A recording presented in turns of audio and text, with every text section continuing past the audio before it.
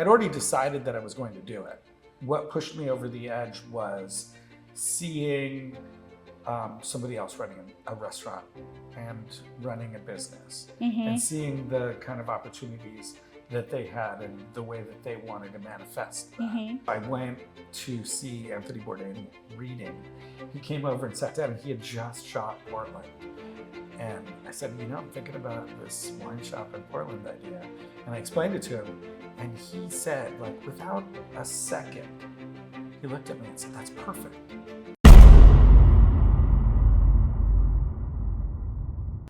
Hello, Project Ultimate Lifers. Welcome back. We're here in Portland, Oregon with Andy Diaz, our lovely Maybe you want to call me a sommelier? Yeah. I can see How would you title? I'm thinking entrepreneur slash. You can call me a sommelier if you want to, but technically I'm not. Okay. Because I haven't taken any of the tests. Okay. But you can test me, and I'm probably going to do okay because I've been drinking a lot of wine for a long time. Okay, perfect. All right. Yeah. So we're here, and we're going to be learning about his experiences in entrepreneurship, in travel, and all the lessons he's learned around the world. So, Andy Diaz, are you ready? I'm ready. Let's light this up. Okay. Tell us a little bit about yourself, where you're from, how you got to where we are right here, right now. Okay. In a little nutshell, I grew up in the Bronx, in New York, through the 70s and 80s. I went to a private school, which I had scholarships for, and qualified to get out of the neighborhood that I was living in. Okay. Just by testing out, I guess. And that led me on a path that ended up in college in Philadelphia, then college in University of Washington. So I lived in Seattle for 10 years, moved back to New York, worked there for another 7 years, and here I am. While I was in New York, I went into a wine shop one day, and there was a woman working there. She owned the place. Her name was Salitha Whitby, and she's a great friend because I'd known her in Seattle. And I went into her wine shop and I said, one day I should go to Portland and open up a wine shop where you're from. And incidentally, I did it. I think it's, when you make a wish or you say that you're going to do something and it's in the back of your head, it becomes an option. And while I was living in New York, I worked in broadcast. We were talking earlier about how I had been producing media for NYU Law School, and I'd been helping design some of the programs that they were using with it. And that was working in a box and a lot of intense pressure and deadlines. And one day I just thought, the project is over. I could either start a new one or I could start a new project. And the new project was something that I could steer the boat myself. And so I was kind of inspired. You didn't know this about me, but I don't have children, so I had a lot of freedom to just make a decision and not really affect other people's lives. It would have been different, I suppose, if I had, because it's a lot of risk to just up and move and start a business and stuff. But been doing it since 2007, and it's still working. So. So I want to touch on something. You just said it takes a lot of risk, right? Yeah. So there are different types of people in the world. There's people who are more open to taking risks, and there are people who are more risk adverse. It sounds like you're more open to taking risks, and I have a question for you. What kind of a mindset does a person need to have, or what kind of thoughts sort of contribute the background of what it takes to take risks? Well, there's a lot. I would have to unpeel that in several ways. And I've thought about this question. If I'm honest, at the point where I made the decision, I don't think that I had really looked at it like a business plan, that I had compiled all of the stuff that would help me mitigate the risk.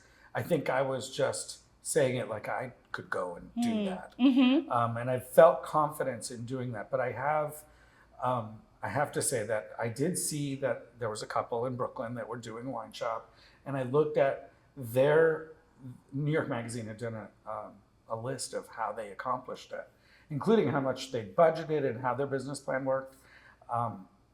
And it was really expensive, intimidatingly expensive, like maybe insurmountable. I would have to start fundraising for that. And the amount of capital that I had in order to start this made it a lot easier outside of New York. So do I want to stay in New York, or do I want to go somewhere where it's a little easier to do? So that was like the first of mitigating that.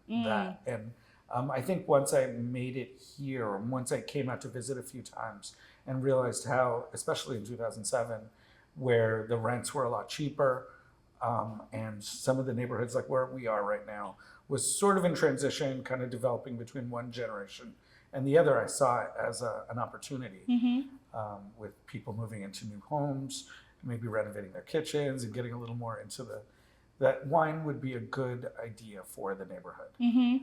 It doesn't seem to work in every region. Like I know people that have started it in the same city, but just a different neighborhood. And there was something about this place that really gelled. So that made sense. But that's the education part of mitigating the risk, is coming out and looking at it and walking around and falling in love with it and feeling like, oh yeah, I could do this, but I would also commit everything I am to pushing it into the air and getting it to fly. And if I hadn't that kind of commitment, it probably would have folded at some point without convincing myself that I was going to be here and that I'm doing this. Something that you just said really spoke to me. The idea of this commitment, sticking with something even though there's a possibility, or having any doubt, that's where the risk could basically take it, right? Absolutely. Okay, so what would someone do to kind of like shut down?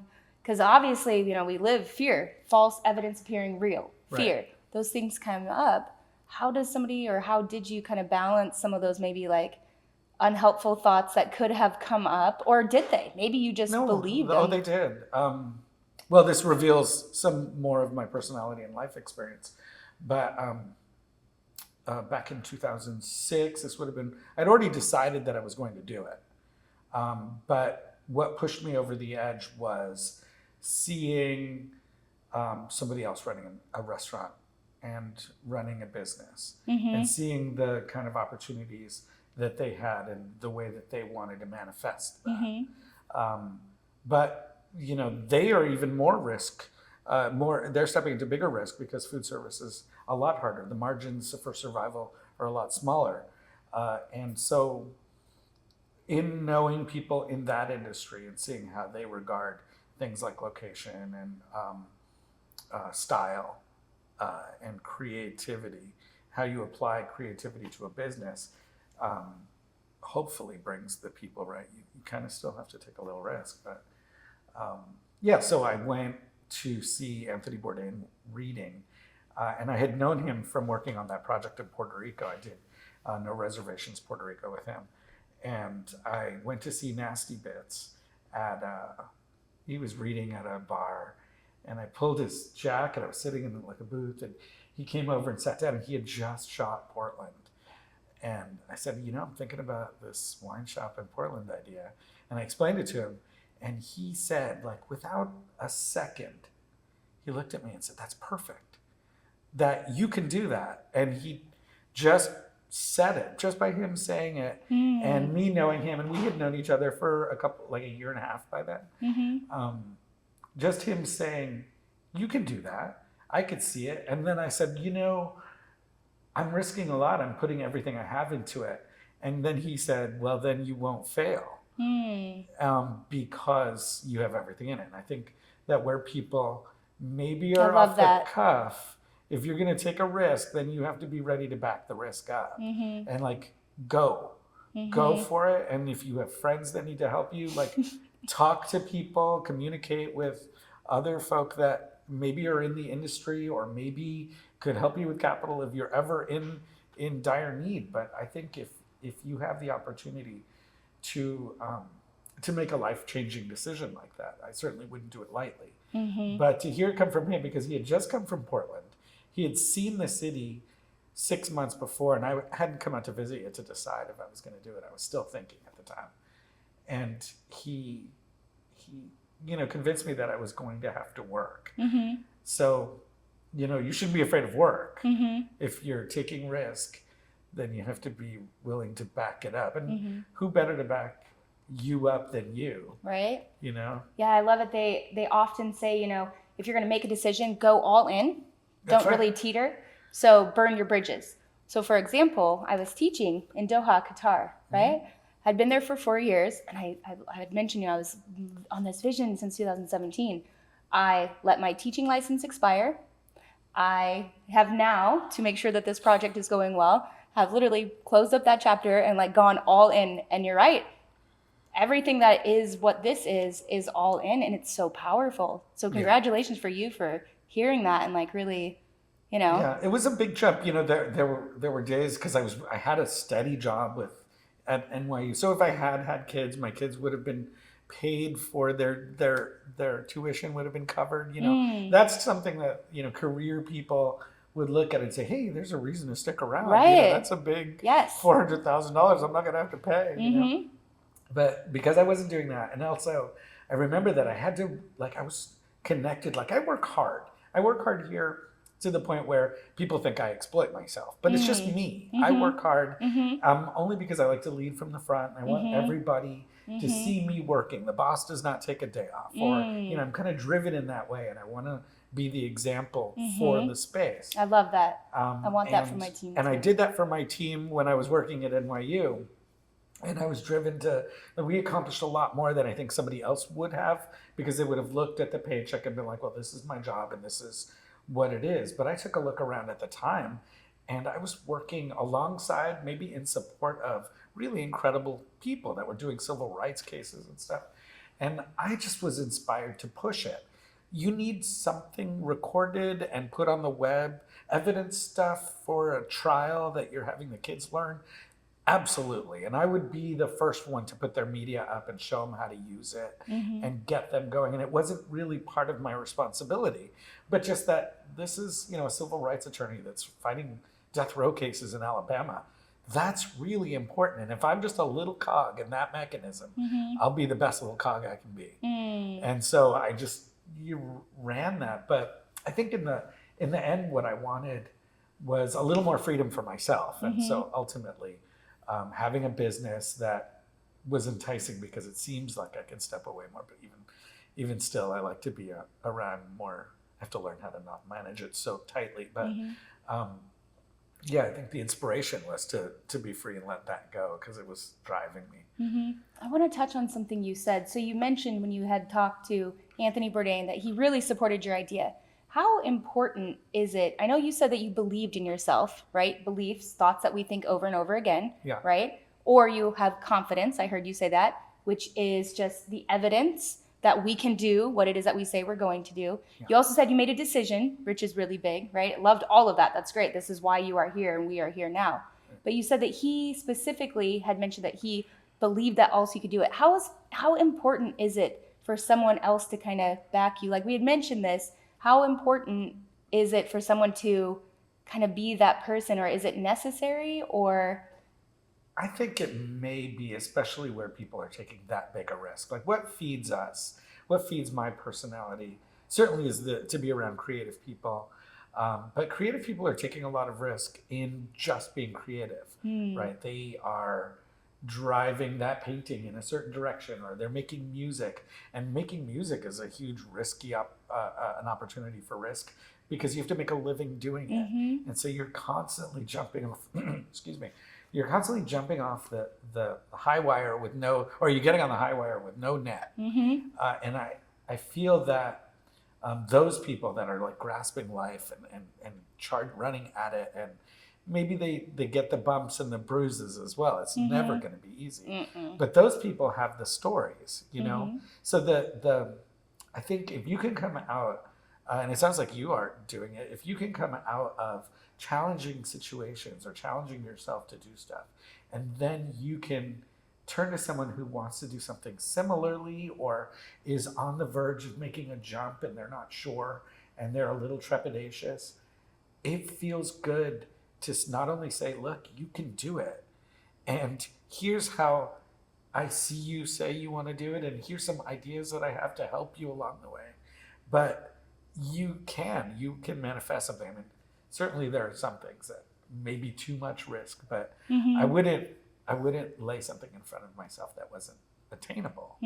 Well, they say like God, the universe, source, won't give you anything you're not prepared for. Right. So opportunity won't come your way Right, it's that not you're going to not be like go to prepared Mars. Yeah, Yeah. I'm not going on a spaceship. Oh, Yeah. don't tell Elon Musk that. Going on a space. Those poor people have like spaceships. Oh, that's the future. Yeah, that's where we're headed, I suppose. Well, it won't be me, but hopefully, somebody will get to that point and make that decision and prepare themselves to do the best of it. I'm sure that it'll be a challenge all the way. But I think what I wanted to say more, because you were asking about what it was that he did, and he did something that a few people over my lifetime have, and I've always felt very lucky to know people like this, but it was literally his enthusiasm at supporting the idea, where my family looked at me like I was crazy, and you're going to go back to the West Coast and away from your family and do something that you're not that experienced at yet, that you don't have because I literally was not doing wine before I did this. And now I sell a ton of it and I'm good at it and I know plenty about it. But what I meant to say is that his enthusiasm, specifically that, but that the people that have along the way been enthusiastically supportive of my challenges have always resonated and always sort of feel like they're behind me, lifting me up, no matter what I do.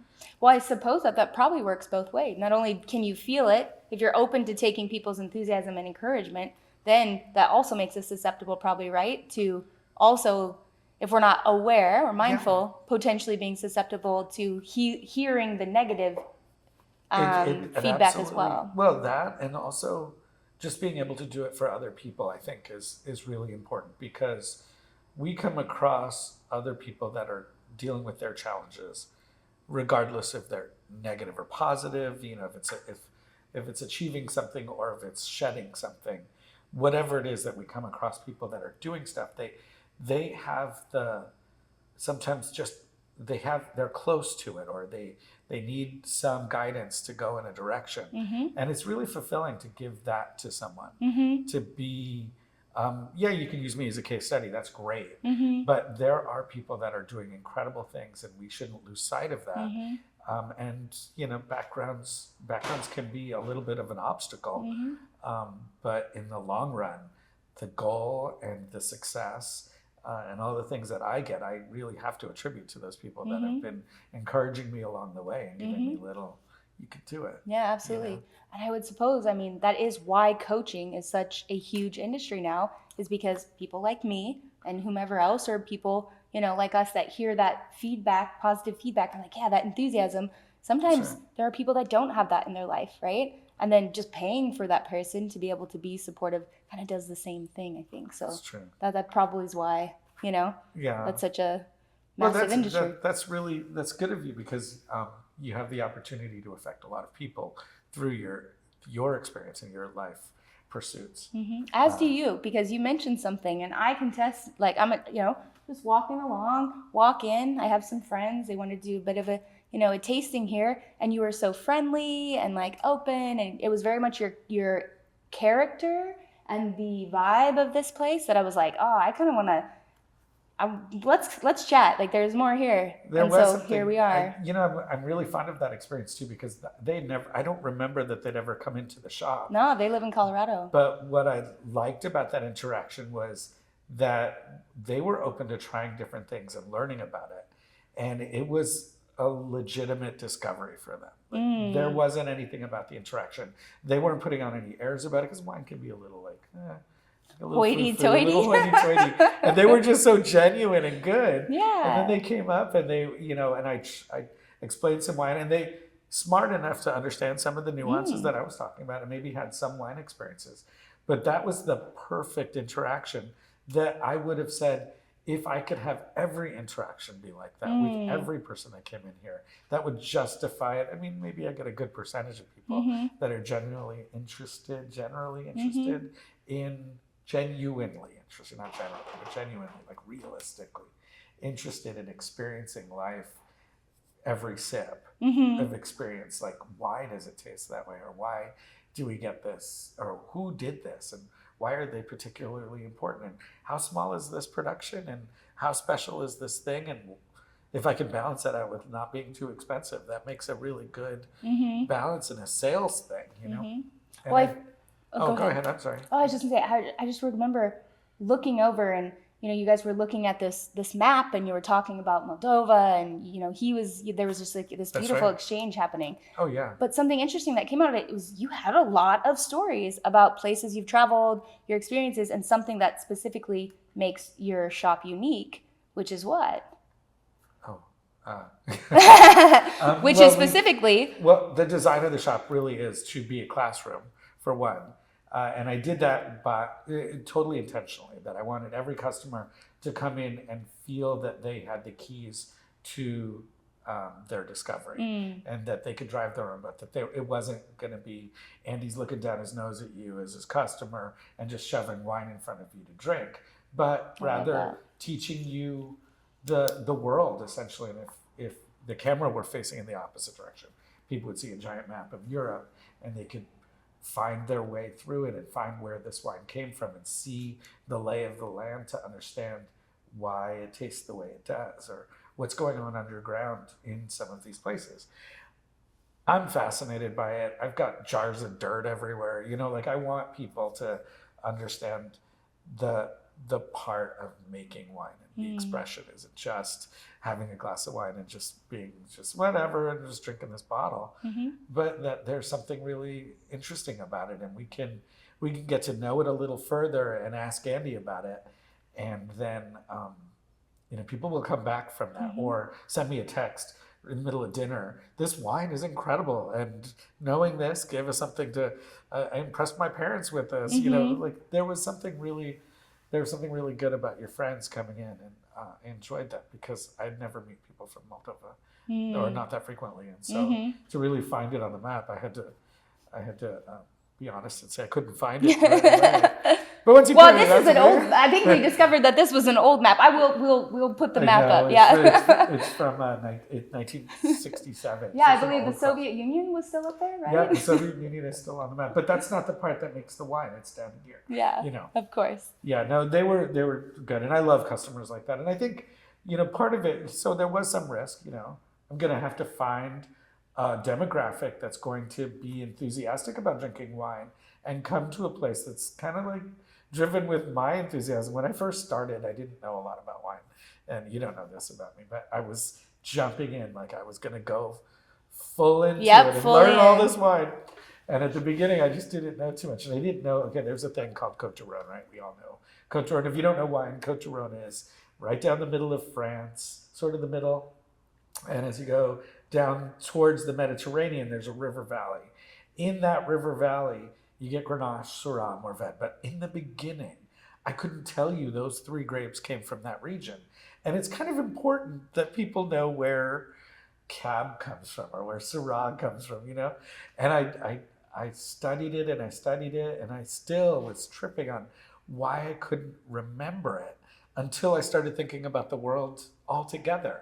And it was just like wanting to understand why it tasted a certain way actually came before knowing what the grape was. Then it all started to, of course I went to a lot of tastings and tasted a bunch of wine as well. And I can identify it when somebody pours it in a glass, and I'm getting much better at that. But I think if we looked at what it took to drive me to do this, one of those things is relaying this information as a salesperson. And the neighborhood, fairly new, everybody's about my age. And I would get really excited about this Côte du Rhône. Côte du Rhône, it's the greatest thing ever, and I'd always I would always maybe hype, but like be a little too animated about my excitement for things, my enthusiasm for this bottle of wine that everybody else thought was, there's millions of them, Andy. My customers would have to come to terms with how enthusiastic I was about my own product. And they were like, yeah, it's not that big a deal though. But it was for me. And I think, them understanding that I was still trying to fly the business, they kind of played along with me. And now they're, old timers here. So Right. And in all fairness, you did say, and this was one of the things I was kind of alluding to earlier, was that there is something special about this. Not only as, you had traveled, but it was through your discovery, as you had mentioned. You wanted people to also discover, but that each bottle of wine is unique, right? That's right. And what makes it unique is that you had said each of the vineyards, or can you? Oh, of course. Like, well, so there's the one that your friend really resonated with was a winemaker named Helen Thibault. When I first opened the shop, I carried her wine. Helen Thibault is from the Côte d'Rome, but she's off the beaten path. She's in a place called Ardèche, which is not on the main river valley. It's off to the side. And when I let him taste it, he lit up a little because the wine is different. It doesn't taste like Côte d'Rome. It's the outlier. And the outlier is that she has had this property in her family for 700 years. 700 years is eons. Like, I couldn't fathom it. I come from a place with one tree, and there's somebody that's lived with her family, living in the same place, the same house, the same property, the same vineyard. The vines in this place are tree stumps. They're so old. And so that means that the vine roots have gone really far into the earth, 700 years of growth. And then they cut them the way that vineyards do, is they'll cut the vines and splice new vines on them to start them over again. She does not have to splice them because they're hitting wherever the water is, they're getting to it. And rather than decaying in volume and not producing enough, they produce so much color and some beautiful, intense wine. And I sold it at the beginning, and then I stopped selling it because, distribution and stuff. But it came back, and as soon as it came back, it was like seeing an old friend years later.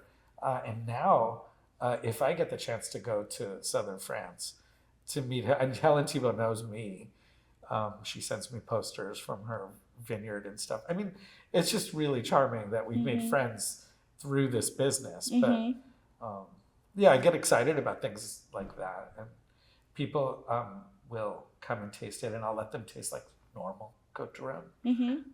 Helen Thibault's Côte d'Rome, and then they'll taste them side by side, and they see it. You know? So I guess teaching people is kind of satisfying as well. Absolutely. Now, we know entrepreneurship is not all butterflies and rainbows, as you've mentioned, right? Yeah. Have there been any notable challenges that you faced and overcome? Well, we opened in 2007, so we had challenges in 2009 were things out of our control.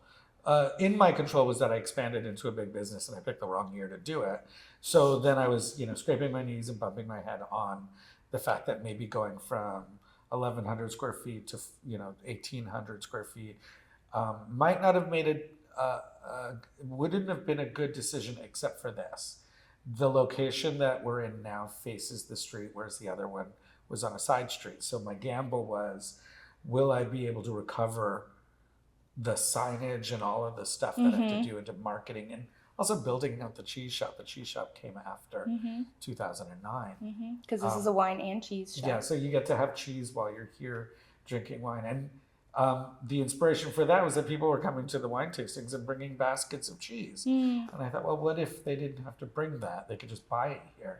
And so that was why we did the cheese shop. And it was really just to support the wine business. And it does a really good job of that. Yeah, absolutely. But 2009 was challenging. Then some things also out of our control, or COVID was really a challenge. We made it through. But it wasn't without the help of people that were buying our wine and having us delivered on bicycles just to get some exercise and get out of the house, and maybe doing our wine tastings online and having people subscribe to them.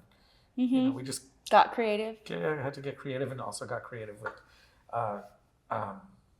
having a new lease. That helped a lot too. Say, because my landlord didn't want to lose us, and they have a very proactive community part. They take their role in the community very seriously. They grew up here and have a lot to do with our success in making this available and giving us a good rate. And I've renewed with them several times, but when they saw that I was struggling, and I literally saw the landlord getting into his car, and I said, hey, I don't know about this. No customers and surviving a business is really challenging.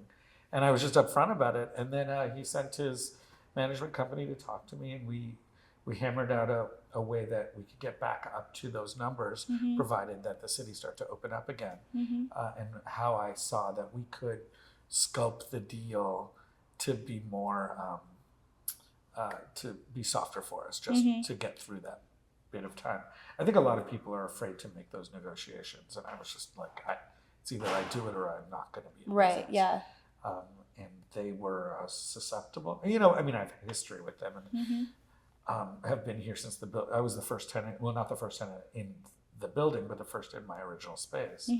So we go back, and well, you know, we're invested in each other in that way. So they came around.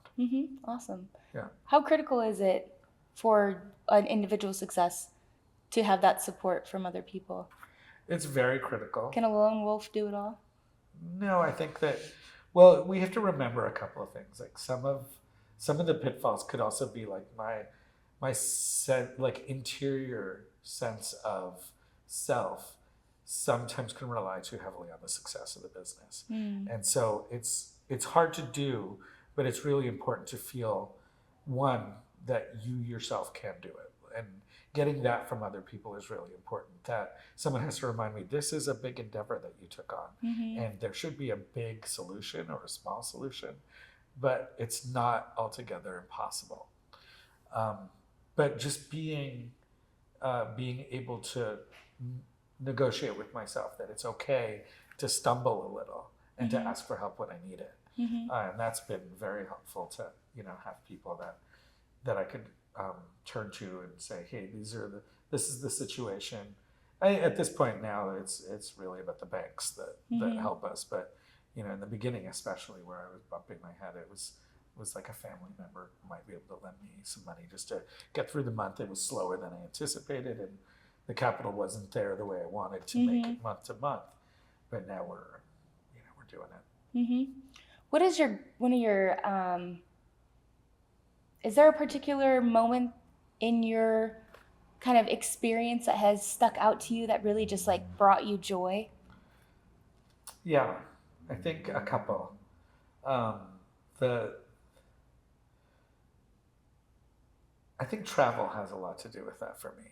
Going to a place and seeing vineyards in other places, and feeling humbled by not being able to communicate as easily.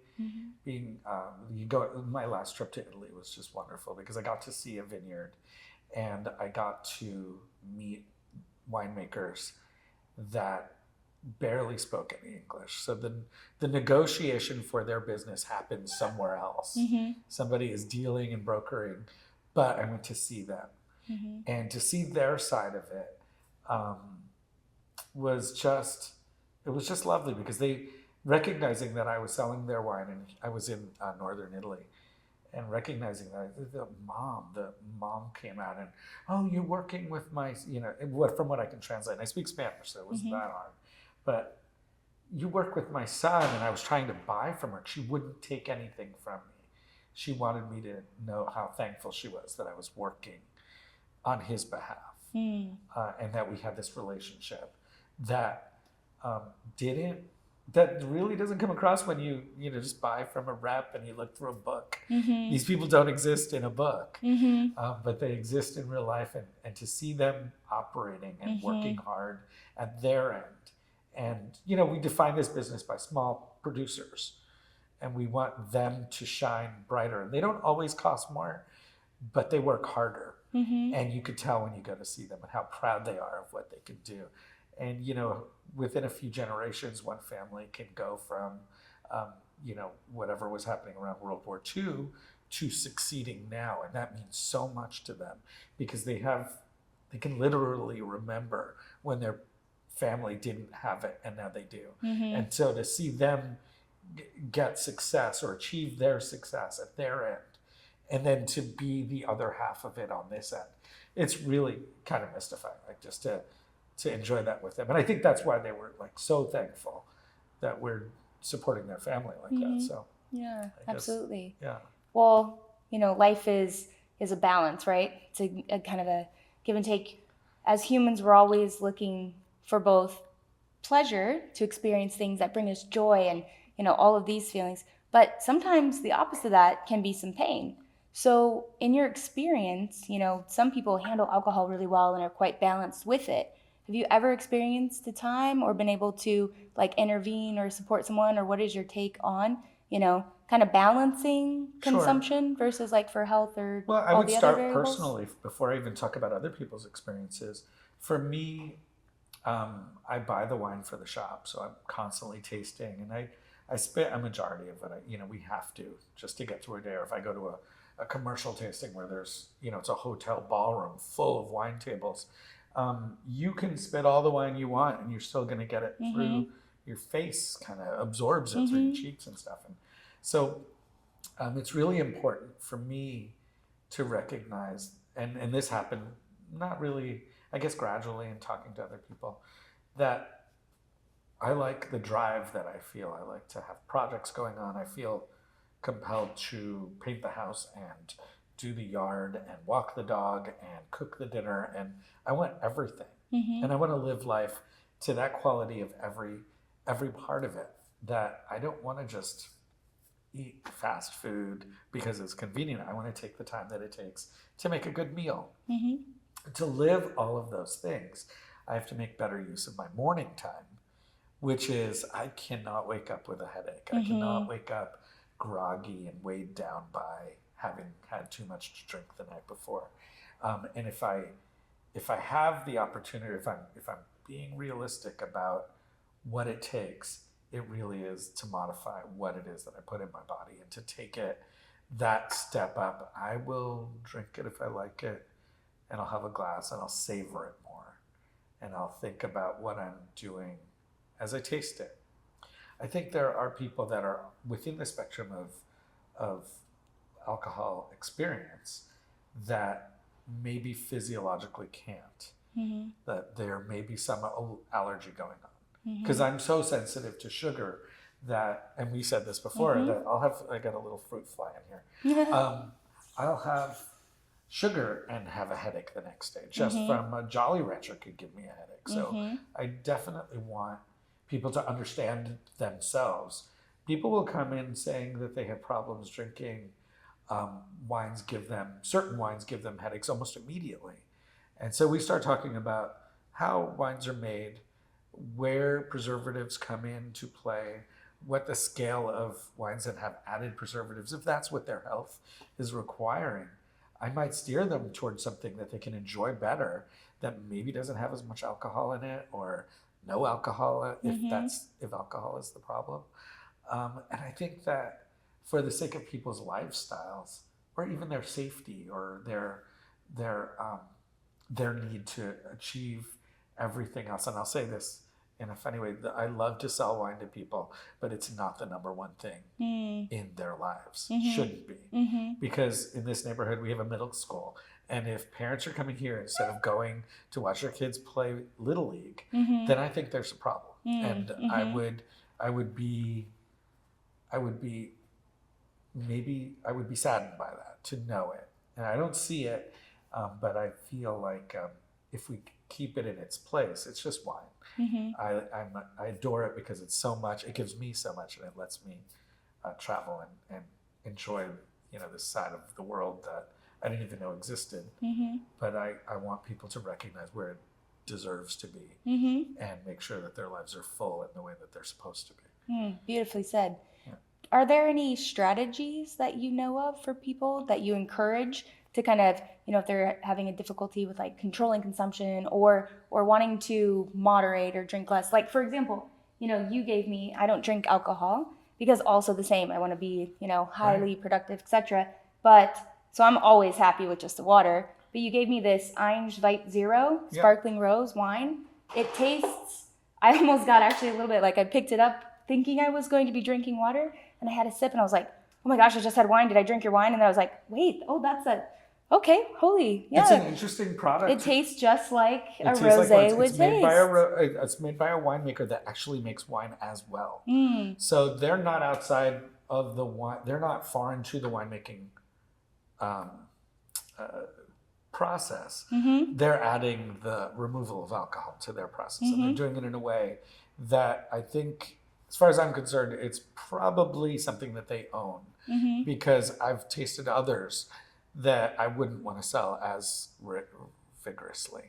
I went to a wine tasting once recently, and they had, we have some NA opportunities here for you to try at your shop, and I tasted them, and there was things like pickle juice and cranberry. That doesn't make a non-alcoholic wine, but it tasted like that's what they were selling. So you still have to have that. You still have to evaluate things by flavor. The movement towards NA wines is just something, just like orange wine has its it pops up and it's like, woo, everybody's drinking orange now. NA was an incredible thing because after COVID, there was a population growth. And with that is more pregnant people, families starting, but people still want to socialize and do this thing that tastes like wine. It reminds them of the wine experience. And it's something that they've folded into their life experience.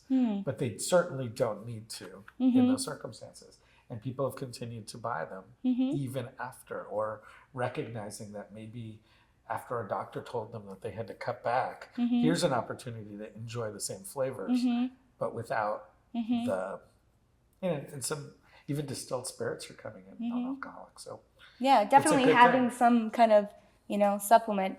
I have lived abroad for so long. Where I think there was maybe one NA beer, and I think it was going to be like, I don't want to say, just like like a lager or something where I wasn't going to necessarily reach for that to want to enjoy like a non-alcoholic. I just went with soda water and grapefruit and oranges like together. Oh, it's so good. So it's kind of like that was so this is great to know that you have this option, because it makes us feel like we're having a glass of wine, That's right. Cheers. Cheers. Yeah, there's, the other one that exists a lot is the one that, in Italy, the way that everybody drinks vermouth, like digestives and aperitifs, that part where they're more herbal, served with soda and a little orange peel, and it almost tastes like vermouth soda, it like an Aperol spritz, but without the alcohol at all. So I think that people have been coming around with it.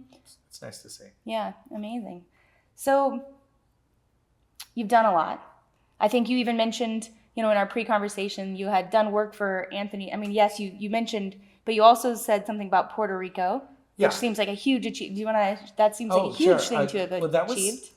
There was this is a longer story, but Tony Bourdain popped into my life because of my work at NYU, and I was working on a program that made me sit in a conference room that the dean would sit in. So every conference group would, you'd have a representative from all the different departments that would have to chime in on something. And it just so happened that the one that I was working with had the dean of the law school. And so the dean of the law school would come to a meeting every once in a while, and we would have it in his dining room. And he had his own chef who had gone to school with Tony Bourdain.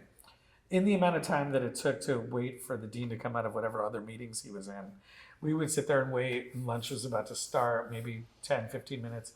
But that conversation that I had with a chef, who introduced me to the idea of Anthony Bourdain, because this was 2006. So his first book hadn't even come out yet. Kitchen Confidential was still coming out in the New York press when I had this conversation with, so it was just coming out as articles, and so David Lavoie is the name of the guy, and you and Tony, you cut from the same rock. You have the same sense of humor. I think you guys would get along really well. You should come meet him. And I was like, oh yeah, this kind of thing happens all the time. And I finally did. I went around and met him, and we hit it off really well. And then we left it at that. And a year later, my phone rang, and it was Dave calling to say that Tony had been looking for me because he needed a treatment for Puerto Rico. And he wanted something where, he wanted to get my idea for it, but we had never really exchanged numbers. We just kind of would see each other. And his office wasn't that far from NYU, so it would be easy to run into him on the street. And so I took the opportunity. I wrote him an outline of what I would do for the show. And then the next call I got after I emailed that to them was, what are you doing for lunch? And I went down and had lunch with them, and they listened to me think about explain the island the way it was and how you could go around and do it as a road trip or something.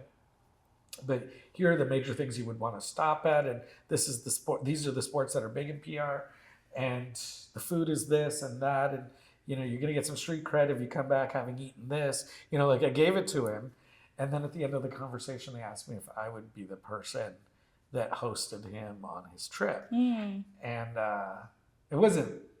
I didn't put up that much resistance. Let's just say that. Yeah, of course. It was pretty fun. Yeah, that's amazing. And yeah, I got to hang out with him, and I was friends with him. Whenever he's in town after that. After I did Blackbird, he'd still come into town. I'd go to his readings. We'd hang out and have a glass of wine or something.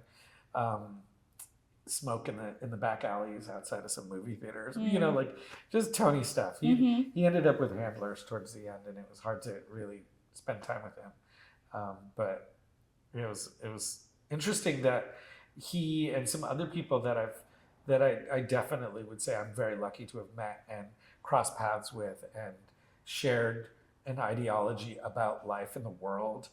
I feel the same way. So travel for me, I totally agree with him. And I agreed with him before we went on that trip that the way I travel is I like to just rent an apartment and just pretend I live there and try to That's how I travel. Become normalized to the restaurant that's cool. I get to meet people. So the last time I went to the same place, I always start this trip in Italy at the same town. And I was just at the coffee shop and somebody recognized and said, Andy Diaz, like this Italian lady called me. And she goes, I didn't know you were in town in Italian. And I'm getting there with my Italian. It's kind of, I'm still working on it. But you're trying. I'm trying. It's more than. And yes. And I turned to her and I said, are you guys open? Is it possible to make a reservation tomorrow? 4 people, you got it. Like she just recognized me in a crowd of people and screamed out my name in another country. And also that the ladies at the fruit stand were helping me learn all my vegetables, and then I'd go make a soup and then come back and try to describe what I made to them. That was precious and beautiful. And to be in another culture doing that as a person that doesn't understand the language, like that would have been intimidating a few years back. But now I love the idea of being the person that doesn't know the language because I have to figure it out, and I have to do it with a level of grace that Tony wants us to have. And his intention is that you are vulnerable. And if you open yourself to being slightly vulnerable by not knowing how to communicate, you open yourself up a little bit, just a little, you'll get so much more out of the relationships that you make on the road. And he was really sensitive to that with other people, but I learned it immediately, and I was like, this guy's spot on. Yeah. That's incredible. Yeah. Have you ever had any other kind of role models who really, you looked up to? Yes. So there was an incredible man that was the father of, this is a funny story. It's one of my good luck stories, and things happened to me for reasons, interesting reasons. But one year I was in this private school and I wasn't doing very well socially. And my mother was worried that I wasn't going to make it through. I had this scholarship, but I wasn't socializing. All the kids were a little ritzy and they lived downtown. And I was out of the Bronx and I took a special bus, like a regular city bus. And they had like coach buses for school buses, And it was a campus that we went to. It was a very special school, very expensive. But one year, Mom suggested that I join a club or something so I could socialize with people. And I joined Amnesty International. Cool. And while I was in Amnesty International, I was doing the letter writing campaigns where we were writing letters on behalf of so-and-so. You need to let them out. And one of the people was a man named Sukanarayan Venkatratnam. He was an Indian man that lived in South Africa. And I wrote letters, and I remember the name Sukanarayan Venkatratnam, but I just remembered it. And this was in the 8th grade. I did that in the 8th grade for my after-school club.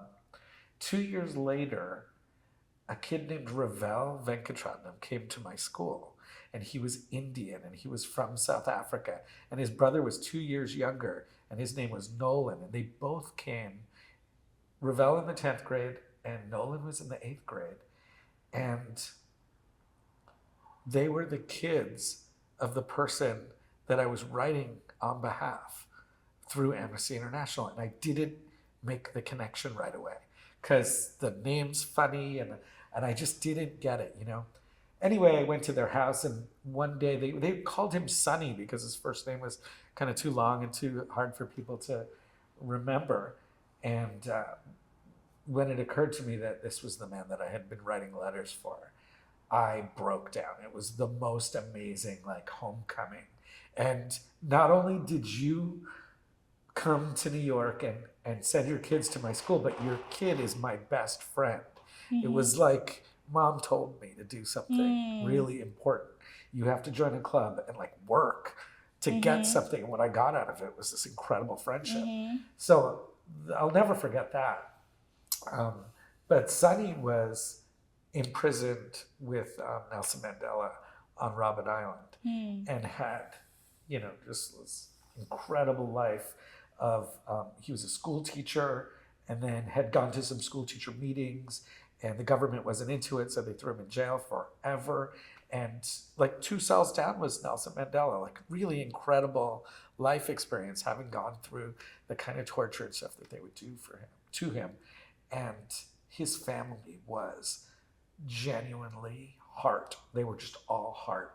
Mom and I were not getting along for a minute. And so one Friday night I was at Ravel's house and I just didn't feel like going home, and I had explained to them what was going on. And his mom called my mother to tell her that, oh, it's okay, Andy's here, we'll take care of him. And they have a big family with like kids sleeping on the floor, and they wanted me to stay in their apartment with them just because, like, it was going around that I was having some trouble with my mom and with school and stuff. And they just were incredible people. And he, the original enthusiast, I mean, imagine having come out of all of that and be so wonderful about helping everybody. Got me a job. My first summer job with him was with Amnesty International. And I got to go to to be a gopher for people that were coming to perform for the Amnesty concerts at Giant Stadium in New York, which was famous people, and then I could be in the same room and just see them, and I don't know, just really help me get past, not feeling big or something, give me a lot to talk about anyway. But yeah. So, adversity. Have you experienced various types of adversity that you help? Yeah. 'Cause I think sometimes in life it's, we have to, as humans, experience something, right? It's true. Yeah. Well, America has its own challenges, right? We have a significant set here, and I hope the best for us as a country. I love America. I love what we represent and what we can do, and I'm optimistic about all the endeavors, but I'm also challenged to see people that just aren't willing to accept people that are different from them. That's really been a struggle. And not so much that it's happened. I mean, once when I was online in a movie theater in New York, this is almost a joke, but it actually happened.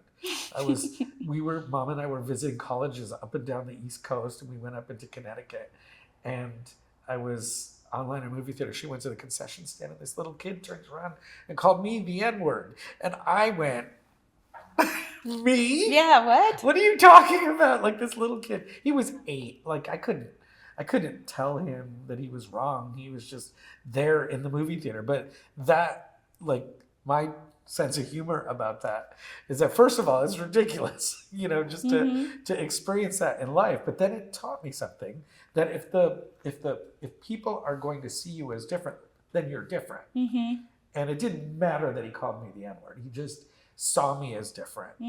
And then that would be a challenge, I think, that I'm going to have to deal with, because it never really goes away. It's always, the more I creep out into the country, the more I see it. But hopefully people will, deal with that. I think this place actually is kind of ironic, because I didn't grow up around fancy cheese and wine.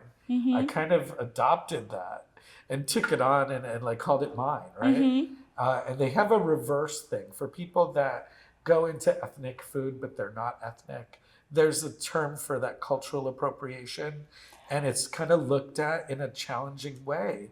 Like, it's hard. in America it is. Because, and not that, I think that maybe the other side sees that cultural appropriation as something that people have to be wary of, right? I culturally appropriated something that has nothing to do with my background. Fancy cheese, never ate it. Fancy wine, not even fancy, but good wine, never really knew about it. But I grew up and did it. And I feel like not that I get a card. The card is that sometimes people will come into the shop and think that I'm the window guy or something, you know, like I don't actually work here. Oh, can I talk to the manager? And they'll look right past me, you know, or walk past me and talk to somebody. Did I do that? No. Okay. But, you know, people will do that. And I think that is, you know, it makes me think, well, maybe they just don't see it. Maybe they're expecting to see what it was that turned me off about the wine shops in New York, that, oh, like I'm not walking around all hoity-toity. That was your word. Hoity-toity. Yeah, that I'm not all hoity-toity about it, that I'm kind of grassroots wine, and that I'm going to help you. And we're going to get past what it is that you think of me right now and get into something that you're going to enjoy. You're going to see that what I know is probably what you're after. But I'll give you that chance. And I, most of the time, break through to people. But I feel like that's so subliminal that it's not really a challenge anymore. It's more, it exists, and maybe that's something that this shop is doing positively. Okay. So you mentioned cultural appropriation. Yeah. Okay. And I'm curious about this, and just for like a safe space to be able to kind of, you know, have a conversation. So I was in a conversation the other day with friends, and we were talking about hairstyles. So there was this, it was last night actually, on the show, what's it, like a really famous show right now? Oh gosh, doesn't matter. Okay, so we were watching a show together, and there was this woman, she had braided her hair, some other things, and a friend mentioned cultural appropriation. This has come up a few times, of like different hairstyles and different things, and I started thinking about it. I understand from the perspective of this idea that this group of people sort of own this culture, or maybe own's not the word, but for the sake of, you know, they have attached to this as part of like their identity. And then this idea that if this other group of people, because they're in a position of power, come in and want to start to take parts of this, that then that is a form of cultural appropriation. Yeah. Now, there's only so many hairstyles, so many clothing ideas, so many anythings, like, help me understand that further. Well, I think at some point we get past the term. Rock and roll was an appropriation of blues in America, right? So American, like one of the largest entertaining factors of American culture came from something that was happening in the South, and it was driven by Black people in America, and that just was. And Elvis Presley would be nothing without it. Rolling Stones would be nothing without it. So there's definitely been that cultural appropriation, but I think at the time when people were more likely to spend money on the product that was being created by the person that was appropriating it, then that's the uneasiness. But now that people, especially within the arts, have capacity to create and identify a culture or something that they've produced, then I think it's recognizably theirs. But I don't think there's anything wrong with using it, as long as it isn't, as long as we're not taking something sacred. That if it's a sacred thing, then we can draw the line. It's a hairstyle. You know, you're probably gonna come across people that would, that would argue that it is or isn't. And I think that if you're true to yourself and you can pull it off and it looks good and you're comfortable, then you just do it. But so in the long term, maybe what we're saying to ourselves is, hey, I should have some more friends of that identity so that they can put it on me themselves and let me walk into that culture and let me give them something that I can, or let me share it with them in a way that's not me just taking the style, like if it means something, remember those those face paintings around Halloween that people do, their skulls. That's like significantly a cultural thing. The Day of the Dead The is Day of the Dead, Mexico. really huge to a Yeah. group of people. Yeah. And people are really kind of like soft-hearted about it. Oh, I'm going to do one with a flower and Mm-hmm. whatever. And maybe they mean no harm by it. Mm-hmm. But I think that if people are feeling harm from Okay, it, that's a very good then example. it's hard to, but that's something that's sacred to a Mm-hmm. group of people. I would say let's step away from something like that. If it's a hairstyle, maybe there's something that we can trade or something that we can do to assuage the effect it has on other people when they see it. Yeah. Because braids, I think they're convenient. You don't have to do anything now. Yeah. Once you put it in a braid, you got it. Well, a couple of years ago, I went to Zanzibar, and I went down to the beach, and I got a hairstyle I loved. Yeah. It was on the side, and then on this side, it was like braids. I'll show a picture for this. And I absolutely love the hairstyle. They did it with red. I had an amazing time with them. And then I continued to wear it for weeks after. And there was this part of me that I was like, I would actually rock this hairstyle. It was hard on my head, Yeah. right? Hard on my hair, I mean, because it like broke a lot of pieces and stuff. But I would have loved the hairstyle.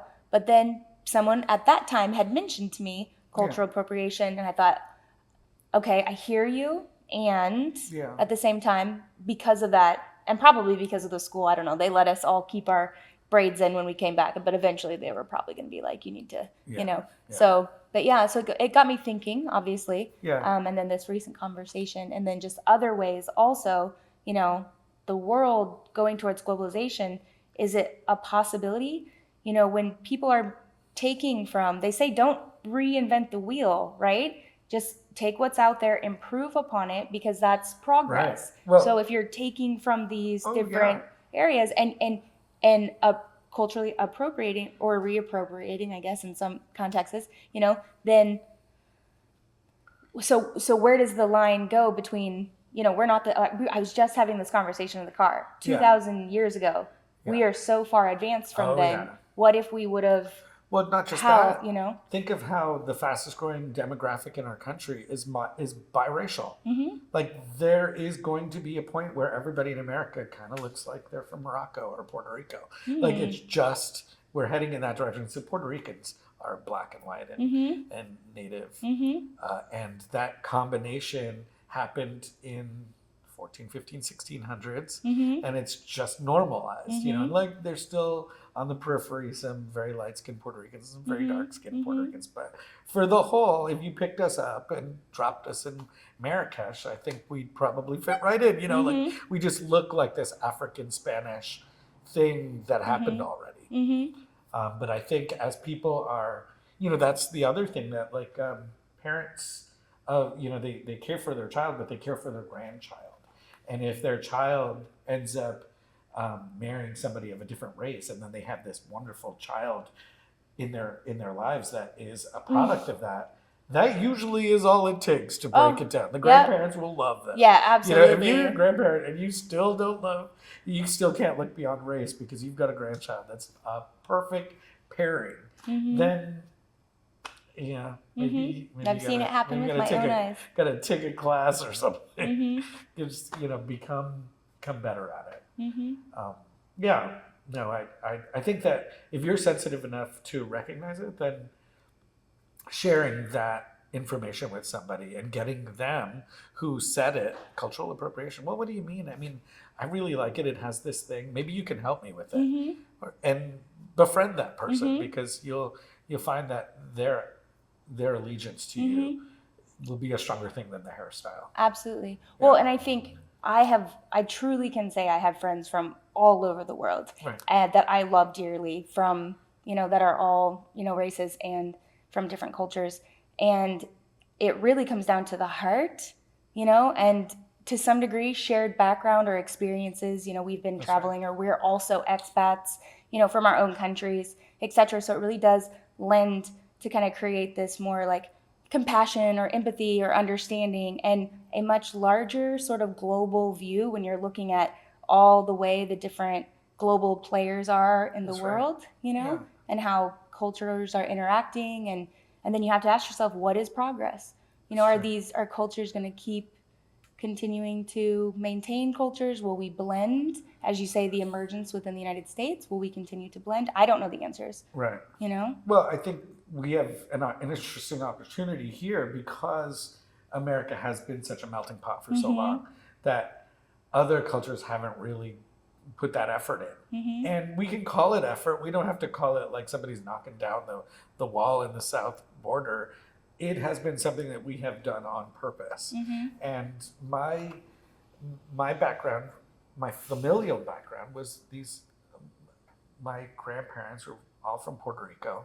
They all came up in the 40s, 50s when there was a need for a group of workers. They needed people to come up and do work in New York, and they invited. And it wasn't like coming from Puerto Rico, it's coming from another country.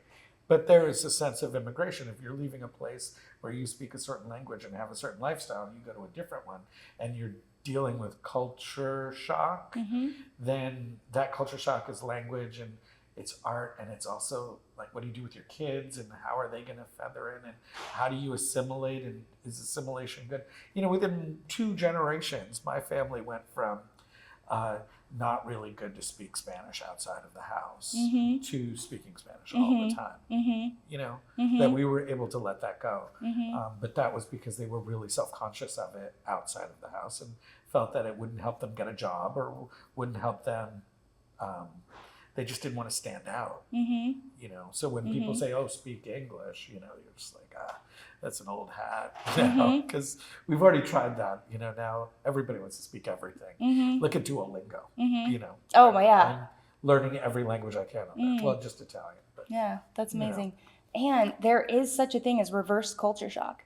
So I have lived outside of the United States for 10 years, and every time, and 6 of them in a Muslim country, in Qatar, you're not allowed to show your shoulders. You're not allowed to show your knees. Like, there is a certain, you know, cultural expectation that you live by. I might push it a little bit with, I wear yoga pants. I was a PE teacher. It was part of my job with primary kids. It was just like, you know, here, everybody wears like yoga pants and workout clothes. So I went shopping with a couple of my girlfriends to the Goodwill yesterday, and I was so excited about it. I've been waiting years to go, because we went to Bend. They have the best Goodwill, go where people are going to give great things. We were shopping, and they kept holding up these tank tops or t-shirts, and I have 2 tank tops and everything else covers, and I felt very uncomfortable in shorts walking outside of the house. In shorts. Yeah. That was an adjustment. I'm adjusted to the shorts. We're shopping. They're holding up tank tops. And I'm looking at it like, okay, like I could try that again. You know, I'm putting it on, and I'm like, I can definitely see my shoulders are showing. And it's going to take me some weeks to, you know, kind of You actually are stepping, adjust. like, from what you said just prior to this, and then we think about people who are emigrating from those places into America, and what their culture shock would be to come across what they see on the street or on television, or the way that, you know, I can't fathom if, you know, if a lot of the cultural, sort of the things that people do in terms of cultural, and I can't speak to it as a professional, so please don't. Yeah, no, don't absolutely. This is a safe. This is a conversation for sure. I wonder about it because it happened in France with women wearing the hijab, and I'm sure it happens here, like in Michigan. There are big communities where kids are still dressing, and even American Muslim are wearing hijab and stuff. And I just can't imagine. I haven't been in that situation where there's balance between everybody, and that it isn't just driven by the, you know, by the normal of one group. You know, like the standard that's set, that's normal by one group. I almost feel like I'm sad to say that I may never see it in my lifetime, that all of that homogeny will be gone, and that it'll be a fun thing to experience kids in school with and without, and it won't be a problem. Okay, so you're actually saying it could go the reverse to more of an accepting. And or just that people would accept that it is Yeah. part of your life, and Yeah. and that it doesn't have to be something that separates us. But I Mhm. mean, with the way that at least enough of the voting population Mhm. decides that it's not something that's appropriate Mhm. and would like to not see it, I don't feel like there's any I don't think there's any reason why we shouldn't expect it to get better, Mhm. except for that population. I have absolutely loved living in an environment and in a city where it's so diverse on any given day. I have a couple American friends. I also have friends from South Africa, from New Zealand, from the Yeah. UK, from Australia. And those friends I have just, it's very, very, very like kind of vast in terms of French, Lebanese, Mexican, like these are my closest people right now, right? Yeah. Poland. Like I'm like thinking if I have any friends right now, if I'm Yeah. not mentioning their country, like I don't want you, Canada, I don't want you to hold it against me. But yeah, like friends from all over, and I love that. And so I feel, when I see people in hijab now, it just makes sense to me. It's part of my normal. When I see people in abayas, Yeah. walking around, men in thobes, for me, it's almost weird not like seeing, that now. And I come back and I'm just like, okay, reopening myself to the fact that, I walk into a gas station, there's alcohol. There's not alcohol in Doha. That's you right. know, there are now marijuana stores. There's Yeah. definitely not that there. And Doha's just one country. There are so many other countries, right, that have these same kind of rules. And I can see it both ways. I'm not strongly opinionated about anything because I can see the pros of not having, distribution. Aren't this you type of excited stuff. to see it though? I'm going into an airport and seeing a bunch of people that are like clearly from Zambia or something, Mhm. and like they dress it and they are tall and like there's some majesty to what they're doing, and they're all together and they're having a good time, and whatever is going on is like, and where we are, Denver, like it just is beautiful, and I wish that people would see that as an opportunity to go with us on this journey and say the world is great, because travel would make it great, but a lot of people are scared to go, and also maybe not going for the right reasons, or not really recognizing that there's this opportunity to learn so much, and to be around, and maybe there's something out there for.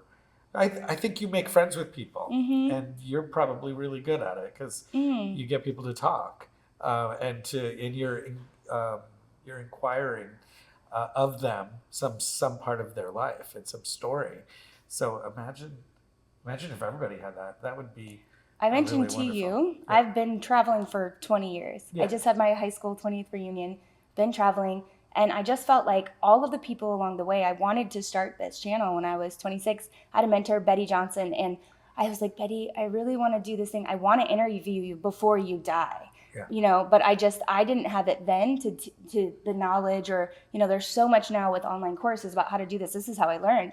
Yeah. But it was, it was way back then that I wanted to now do what I am, but it's through every interaction. I always try to learn something. That's and I good. just feel now like I can continue what I'm already loving and doing, but have that be able to be shared with the world. Yeah. You see? And I don't have to always be the deliverer, because but you're also kind of sensitive to other people. Like, I mean, you are smart to go to a place and understand life there. I'll give you a great example, and this is a Tony Bourdain experience that I Okay. had. We went to a little town in the island where Miguel Cotto, who at the time was a welterweight champion, so he's a boxer, in the neighborhood, all these little houses, tiny houses with bars on the windows. It's a tough neighborhood in the mountains of Puerto Rico. And so we got there early. We were waiting for Miguel and his camp to come and open up the gym that we were going to go and shoot that scene in. And it's a famous scene where Miguel punches Tony in the face. Okay. And he's like, I gotta stop. I have to watch this. Yeah, one. it's really Okay. hilarious. And plus, like, imagine that I'm behind every scene. Right. That's going to be awesome. So but right when we're waiting outside, something happened, and it was the director of photography that was with us was sort of an extension of the producers of the show. He was there not only to set the stage for the camera angles, but he was also there to sort of guide it along, and he was phoning back. He was the one that was kind of the producer, And he was, Tony was really good at just kind of winging his conversations, because you know what to ask people. You get to know people, you get to know what their life is like, and they open up to you if you say certain things, and they close up to you if you say other things. And so the director of photography leaned to him and he said, "Why don't you ask him why so many boxers come out of this one area?" And Tony said, "You could look around. Look, people aren't making that much money here. It's obvious. It's a struggle for people. And I don't want him to think that I'm asking him that he's poor or that he came from poor circumstances. Like, I don't want him to feel that I'm judging the poverty of where he's coming from." And that's the answer to that question. The reason why boxers come out of this one town that everything is like $5,000 median income is because they're broke and they have to fight to get out. And that takes it in a direction that I don't think he'll appreciate. And I don't want it. I don't want the show to go there. And he didn't ask him, but they goofed around in like a beautiful way. So Tony's like, "So Miguel, how long have you been fighting?" And Miguel was like, "Well, 2 years with my wife and 4 years with my," you know what I mean? Like, he just opened up in a different way. Like, he got him to joke around with him in a way that I thought, well, you're right. If you'd driven that conversation to talk about a man's poverty and not let him be proud of his experience and his family and his culture, and make that the conversation, you're going to make him uncomfortable. And he didn't do it. And I saw it right in front of my face. Like, he told him, he kicked it back and said, "No, I won't do that." And after that, I think I had a lot more respect for him, because that's parts of the things that you don't see on a show, and that a lot of people won't see if you edit things a certain way, is that he had a lot of humility and recognized other people's humility. And so if you do that in other cultures, and I think that people, for the most part, unless people have bad intention, are going to recognize that, and that can be a strength.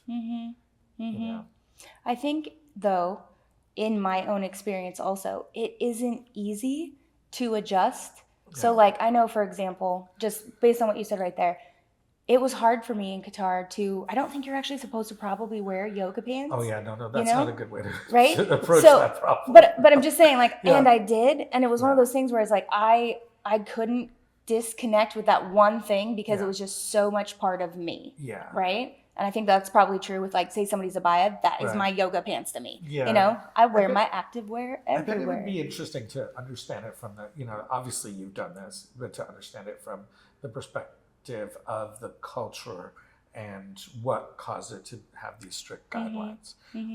But I don't know it, and I don't know how to answer that, but I'm sure that I do now. I know now how to answer that.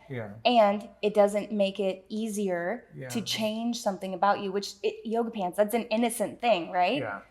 There's a lot of other things. I appreciated that the culture there wasn't alcohol everywhere, for example, because it was just so easy to go around and just like have a coffee and like do these things. So, if you're wanting to like not do something and it's not everywhere, that was actually really nice too. So I could appreciate that part of the culture. I think a lot of people say, "Oh, I could never do that." You'd be surprised. Like, if you want it, you can have it easily. It's just they've contained it to like hotels and these really extravagant places to go, and then it's not there for people who don't want to. So it's keeping it respectful for everybody, just kind of all the way around. So I can appreciate about that culture also.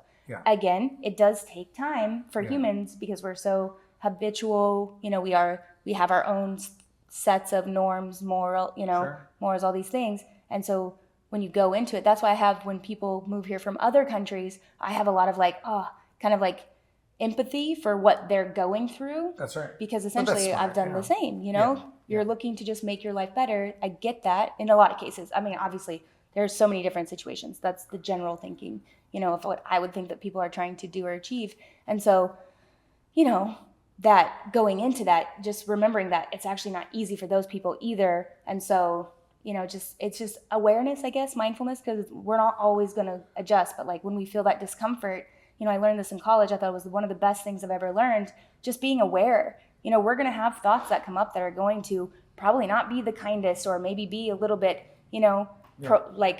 racially profiling. Because why? Why did I have that thought? Oh, because I learned that then. Ah, okay. We become aware. We don't deny that, as humans, we grew up in tribes and packs. Like, we wanted to protect ourselves from the other. And so, being okay with having those thoughts and those things, that's how we can actually feel closer together. It was like, that's so funny, right? Like, where did that come from? We learn everything from outside of us. And so part of my mission with this project is to be able to go around and meet people like you and have these really great conversations, to be able to like learn and then share that to be able to raise global consciousness across the board. Because you're not gonna shoot your friend, or you're not gonna hurt your neighbor. So if you know people and you're familiar with different cultures and you're just aware of their customs, you're not gonna fear them. And most of the time we fear other people, which is why, it is fear. Yeah. So through this, we're able to show that, like, actually I've interviewed people from Russia, from obviously the United States, from Lebanon, from Mexico, from all over the world, right? From the UK. All of these people all have the same things. They have goals, they've got ambitions, they've got aspirations, family, they're starting their version of this business, and so it's just like this, like, love and compassion that, like, I think you're doing it in buying people's wines from. I'm excited to see how many people you get to, and to see where you can go with it, because I imagine, just from knowing the people that I know, I feel like you could do it endlessly like that. That's how I feel too. It feels like you're constantly going to be discovering new people and new places. Something that I love about life in general is finding things and discovering something that you didn't know, learning, that you don't have to stop learning just because you stopped going to school, which I think we touched on that earlier. And I don't know if I could urge people to continue their learning. It doesn't have to be about wine. It could be about food. It could be about anything that they love. I always say food and wine because I'm just I just eat a lot. It's my I just like to eat and I like to cook, and my family was always about food too. But to come across people and to share that bowl of noodles with people was totally Anthony Bourdain's thing. That at the end of the road, it wasn't The Heart of Darkness. Remember The Heart of Darkness? That book where he goes up the river looking for Kurtz, and what he finds is like the pit of humanity, right? Like this guy that he's doing, but in Anthony Bourdain's Heart of Darkness, you go up the river and you find a guy and he's just slurping on noodles, and you sit down and you have noodles with him and you get to talk and kind of figure them out. And I think more people could think about travel in that way, the way you're doing it, going to like find people. Well, I think it's more this concept. When I was in college, I read a book called Ordinary People. I'll have to fact check this, but this is like my memory of how this came to be. But Ordinary People, about these two kids who grew up in the projects, and there was this author who had met them, kind of followed their story and journey.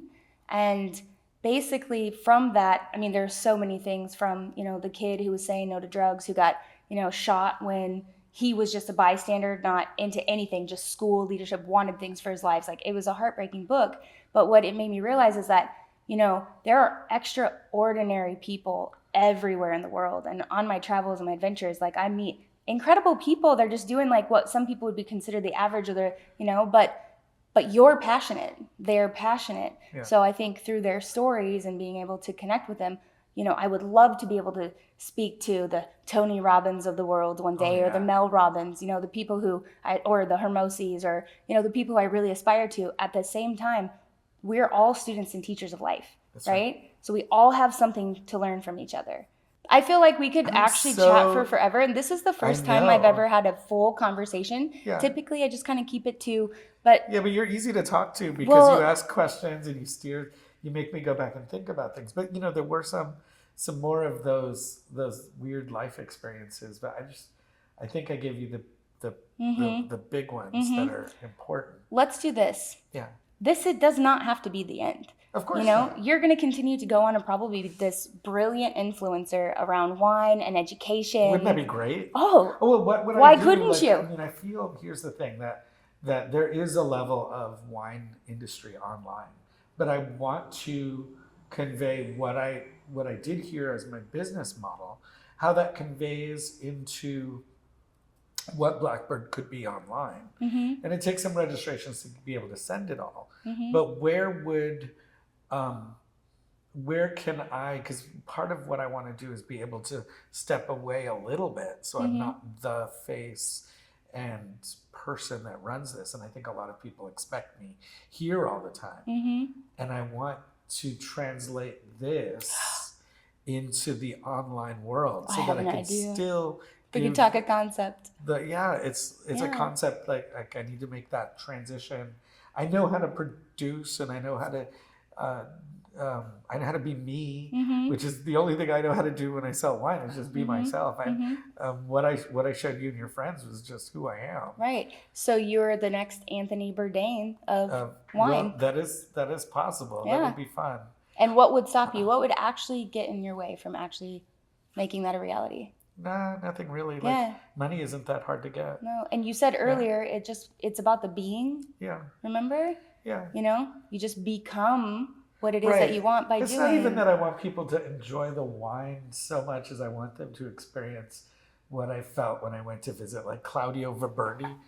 Do I have his bottle here? I hope I do, because I just showed you, like, this guy right here. This wine right here, his mother's a twin, so he's got 2 pictures of the twins down on the bottom of the bottle. And the family owns a little restaurant, and this little lady made the pasta with her little hands, and she came out, and like, it was still on a wooden tray drying, and she, oh, you're here to meet my son, come with me. And then she like put the tray down and wiped her hands on the apron in a way that you've seen a million people do. But she did it in like such a calm, and she dealt with her age, and she's walking through the restaurant trying to get us situated and stuff. And I felt, dang, this is like, everybody feels this sort of, I want this experience, that it seems so normal. She's just speaking a totally different language, and she's doing something. She's real proud of it. And when people do artisanal things and they're really proud and really good at that one thing that they do, it's really interesting to see how that becomes success. So that, in the other way, is the producer side of what you do. Interviewing me about what I sell. I'm really proud to sell all these wines, because they're small producers that are very proud of what they do.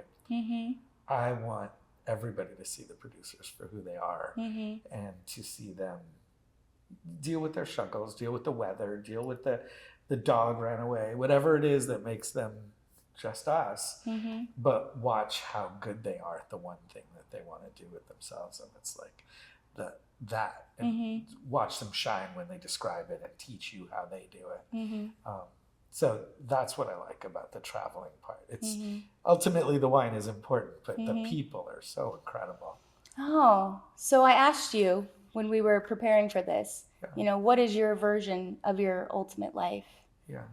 Has that become clearer through this conversation? I think so. I think that because you had asked me something off camera about what I was aspiring to, or what did I really want, and it's the freedom to go and see that. The freedom is the word. And I think freedom from, I created this endeavor, and it's lovely, and it's lots of fun, and I'm welcoming, but sometimes I feel like I want to do more. And what I want to do more is I want to discover more, and I want to discover bigger amounts of more stuff, where one bottle at a time is cool, but I want to take the world too, and it's not that big a place. Yeah. And we're not on it for that long. No, it's a playground. So we have to go and find the best things that we want to find, and find the best view, and find the best whatever food you like, the best spaghetti, the best whatever, and treat it that way, that we're going after something.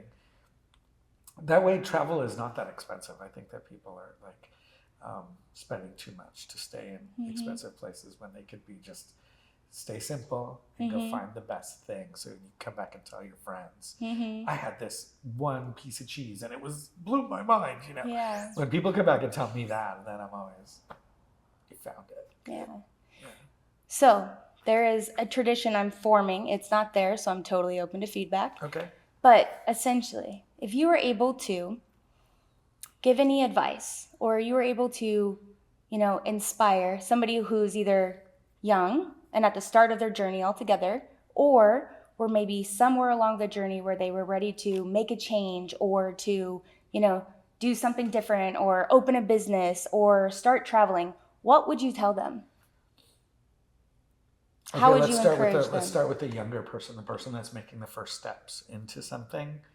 I would first make sure that they prepared themselves, that they are, some people are just, I had a benefit that I got to go into the world thinking that I could do whatever I wanted. To get to that mindset, I had to go to school in a place that encouraged that kind of behavior and expected it of me, and that I communicate in a way that shows that more than most people do.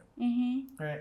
So I would say just that person has to be ready and maybe to find their mentors and make sure that they're flying in the right direction. Like, rely on other people, certainly.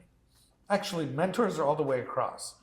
Why not? For the person that's changing their lives, maybe somebody from where they're coming from and somebody from where they're going, and have mentors, and don't do it alone, certainly. You should never do anything alone. I once heard it that in life you should always have people who are, learning together something, mentors, and then mentees. So that way, it's good. A full cycle. So you're being guided, you're working together, and you're guiding someone else simultaneously, all at the same time. Always at the same time. Yeah, because then that enthusiasm, that if I could give somebody something enthusiastically, if I could find somebody that wanted to do somebody was just in here today, and it's so funny. So my friend comes in and she says, I'm making a studio out of my spare room in my house, and I want to put a standing table, but that can adjust. And then I thought, well, do you need stools? Because I have a rack of stools in the back that I don't think I'm ever going to use. Do you want a stool for when you're standing? Maybe you want to sit on it, just like to break it down into something that's so easy, but that affirms for that person that they're on the right path. Simple as like making a space for them to be more creative and be comfortable there.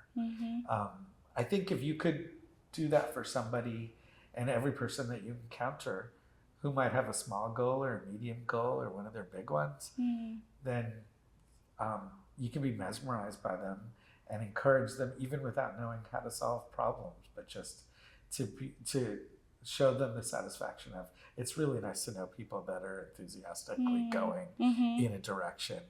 And I want to hope to marvel at many people following their dreams and going after stuff. So that would be nice. For sure. I know that there was a reason why, we met. I just thought, man, I don't know what it is. Something, maybe it was like connection and message. You know how it goes. It was the halo, that special lighting of it. Yeah, it was something. But I was like, I got to come back. This has to happen. Before I leave town. That. Yeah, it was cool. Yeah. And then to the people who are ready to make a change? Then, the change is interesting because transformation always happens at certain points in your life, right? They're going to be like, the kids are growing up and going off to college, or you suddenly have that ability, but it doesn't, or if you can make the change while you take them with you. I think that most people know when they're the integral life support of another person, and that's when that's when it's not really important to take risk. But when that person is comfortable, because they can't control. And so I think that a lot of parents have, that what I've seen is that parents have, they usually have that timeline where the kids are able to take care of themselves and then that becomes the place of growth. Mm-hmm. But if you can manufacture growth even through that, then I encourage it, just because quality of life and accessing your dreams is probably the most important thing you can do with your life. So Absolutely. you might as well go for it, Right? if you can manage that. Yeah, we're just taking a trip on a rock around the sun. That's right. Yeah, I'll be doing this until I'm doing something somewhere else, but I'm gonna always be smiling about it and making people happy if I can. Yeah, good, Yeah. awesome. Is there anything else you'd like to share? I think I'm good. Okay. Said a lot. Okay. If somebody wanted to get a hold of you, how could they get a hold of you? Do you have Instagram? Blackbirdwine@gmail.com. I'm on Instagram for Blackbird. Okay. I don't really use it for my personal because it's. Where are you at here in Portland? I'm here in Portland. We're in Northeast Portland at Blackbird Wine and Atomic Cheese. Okay. Yeah. So it's like a tandem. Mm-hmm. Yeah. People Amazing. can find us that way. Awesome. Okay, cool. Well, to all of our listeners out there, remember, your life, your journey, your choice. Go confidently in the direction of your dreams and live the life you've imagined. Thank you for coming on. Cheers. Cheers. Thank you. Yes.